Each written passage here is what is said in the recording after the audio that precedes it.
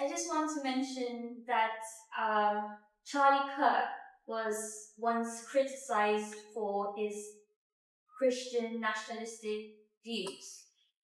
And where do you think we should stand as Christians on that in the UK? Ooh, good question. So it depends what we mean by Christian nationalism. So I'll put my cards on the table. I think Charlie Kirk is a Christian martyr. Yeah. Because he was killed for his Christian views on trans ideology. So he framed his views on trans ideology from his Christian faith. And that's what led him to be assassinated. So that makes him a Christian martyr. But that doesn't mean that all of his politics was Christian. It doesn't mean that I agree with all of his politics. Because he was very much, it seemed to me, and only at a glance, I don't know his politics through and through. So I might be wrong and I'm open to correction. But it seemed to me that he was a Reaganite kind of Republican. You know, like a Thatcherite conservative, Reaganite Republican. And there's a lot that's questionable about that politics from a Christian perspective. But we should honor Charlie Kirk as a Christian martyr.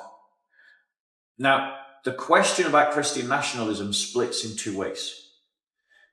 Is it the idea of the American dream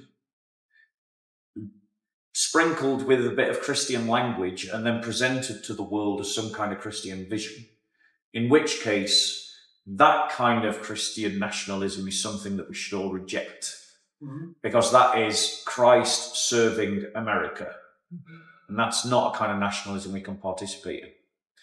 Or is it the idea of a reformation of the American state itself and of the American way of life itself to go from America first to Christ first, where America seeks to be a servant of the global church and to lift up Christ as its king and to frame its identity by Christian values and doctrines and concepts?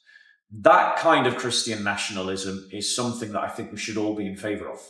And as Christians, we should all be pushing that whatever nation we belong to, whatever nation we live in, that we want to see that nation become part of a wider Christendom, a confederation of Christian nations that support trade and back one another up securely, because each of them is recognizing Christ as their Lord and is seeking to organize their culture, politics, economics, and society according to Christ's teachings.